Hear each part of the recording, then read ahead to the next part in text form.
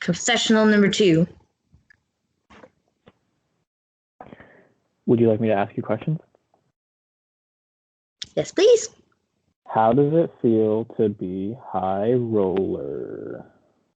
It feels awesome to be safe this time with elimination. I don't like going to elimination regardless. I'd rather just not have to go to elimination. But at least I'm going and I know that the vote can't be me, so that's a good thing. So last round, you were at elimination and you decided to gamble your vote. Is that something that you are telling people? Is that something that you want people to know, or are you trying to keep that on the down low? And do you think you've been doing a good job at that? I don't know. Drew told me that Drew knows. Drew's the only one who knows. He told me people are suspecting it's me. So I'm trying to play it off as telling people I want to gamble my vote this time, even though I know that you can't gamble it unless you're you're not safe at that's the only way I can think to phrase it. Unless you're not safe at the elimination, you can't gamble your vote. So I'm telling people I want to gamble my vote, and then letting them think that, hey, Jen didn't gamble hers last time. She is not one of the two, even though they're suspecting me. So we'll see how gullible they are in falling for it. So, yeah. I don't want them to know. So with this round, you being high roller and you dividing up the teams, was there strategy behind the way that you did that, or Matt not being there, did that kind of throw you off a little bit? Matt not being there threw me off entirely. The only thing strategy-wise I went with was picking Alex because he did the best in the first comp. So I was like, strong person. And then, of course, Drew. I had to put Drew because I like Drew. He's my guy. So Drew had to be there. And then Tyler and Nolan just happened to end up next on my team because they messaged me and said, pick me as I was picking. And I was like, thank you for saving me the hassle. And then Kendall, I just picked because I was like, shit, I should put a girl on the team. Because I had all guys. That was my only thought process with that. And then Brian I just ended up with because he was the last one. I don't remember who else was on that team, to be honest. So, another question I have for you is, you're going to this elimination, safe, and you've already gambled your vote, so that wouldn't have even been an opportunity for you this round if you weren't safe. So you have to vote, and people know that you have to vote. So where is your head at with this vote and the people that are eligible? And do you think that since you people know you have to vote, you'll push a narrative, or do you think you're kind of just going to feel people out? I'm just going to feel people out. I'm surprised because people know I have to vote that more people aren't coming to me talking to me. Maybe they're just talking to the people who can gamble their vote first. I don't know what their mindset on this is, but for the most part, I'm surprised more aren't coming to me to talk to me about the vote. I have narrative-wise tried to, when I talked to Alex yesterday, he said they were thinking the 4 people who didn't participate so much in the practice for it, or 3 people, which would be Brian, Kendall, and Nolan, and there's no way I'm letting them vote Nolan, so I will push Kendall and Brian till I'm blue in the face. But I don't want Nolan or Drew to go this round. That, to me, is not even an option to happen. Apparently, Warren is trying to push Nolan, and I heard that Nolan heard that and was trying to push Warren, but I just talked to Nolan. He didn't even mention Warren, so that's kind of a little odd to me. But I will not vote Nolan or Drew. Absolutely 100%. talk to Alex, and I think I tried to push the whole Kendall thing for lack of communication, same as we did last round with Caleb. So that seems to be the one name that's getting some kind of steam behind it from what I'm hearing so far. That's the only name that's being said. I don't know whether or not that's actually going to happen, but we shall see. Are you going to continue to go for high roller into the next round?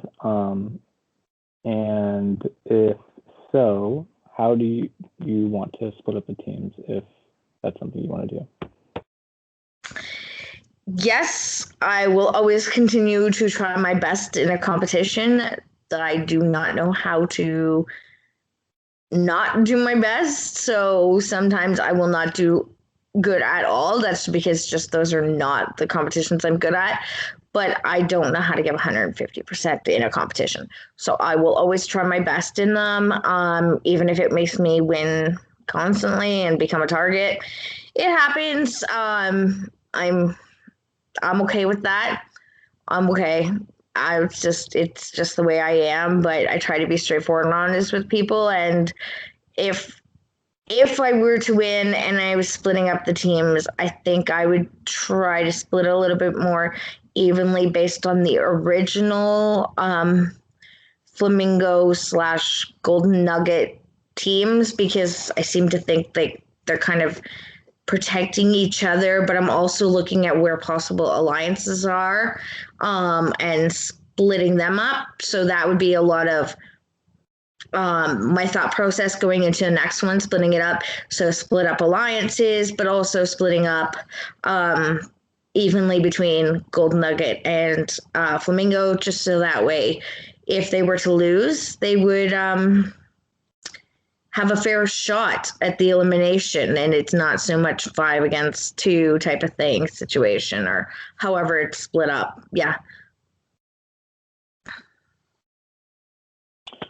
Another question I have is, who do you trust the most in the game and who you trust the least?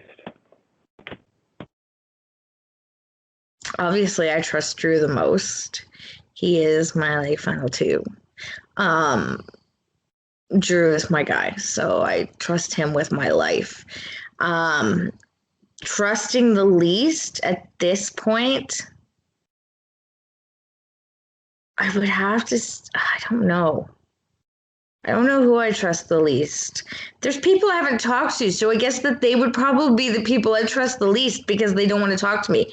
And I mean, the people I really haven't talked to would be Kendall and Julian. I've tried to talk to them and reached out, and conversations are not moving.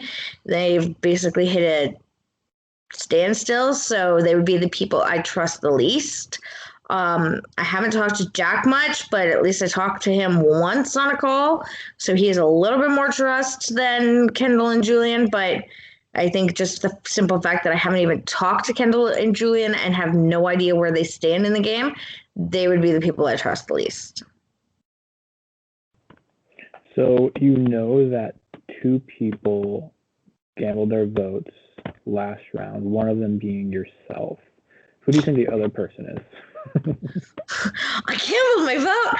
Oh, honestly, I'm thinking it's either Tawny or Christopher, and I would put more of a bet on it being Christopher. Why do you say that? He just gave me that type of vibe. He thinks he was safe. I got that impression from him at the elimination. And I just think he thinks if his name isn't even out there and it was a good opportunity to do it, he would have jumped on the opportunity same as I did. You know, your name's not even being said, so why not take the risk while you can? So that way you have that opportunity to use that extra vote later on when you want to, because as you game further in the game and you don't know where you stand or the team you're with, you might not have that opportunity to gamble your vote again. So I think he would have taken that risk last time, same as I did. Do you think there's going to be votes gambled tonight? Yep. 100%. Who could you see gambling their vote tonight? Alex. Alex, for the same reason that I just said that I think Christopher and I, well, that I did it last round because you're not considered an option, that kind of thing. I could see him doing it, and I don't know who else would, honestly. But the only name that I can see more people doing it. I just don't know who they would be. Still trying to figure that out. But right now, the only name that's standing out to me is Alex, just because he seems like the type of person similar to me that your name's not out. Let's do it now while you can, because he is considered a threat as well. So take that opportunity while given it, so you have that extra vote in the future. Who do you think's in the best position in the game beside yourself?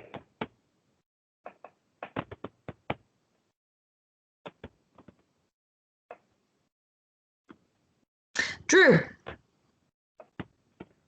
Why Drew seems to be really well liked by everyone. He has that great personality that people can easily talk to him.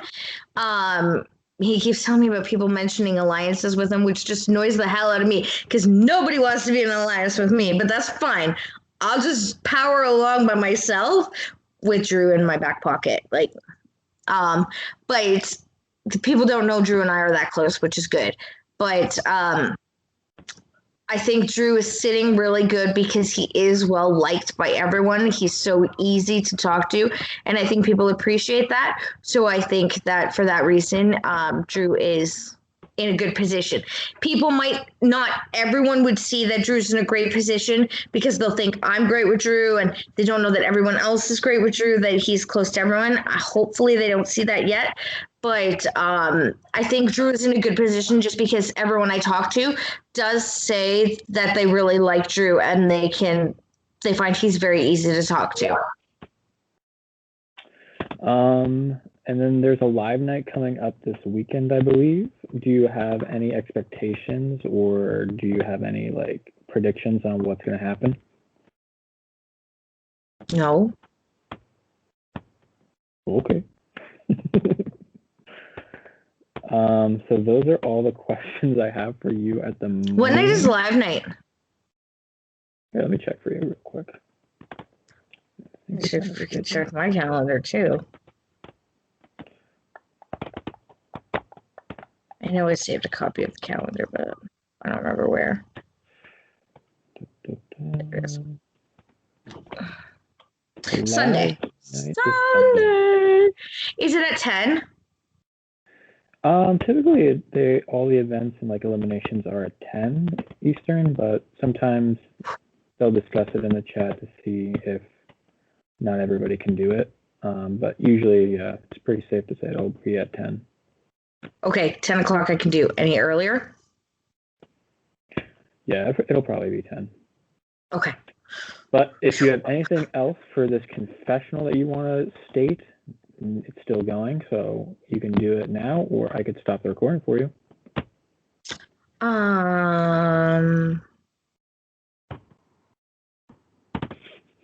No, I have nothing else to state. All right.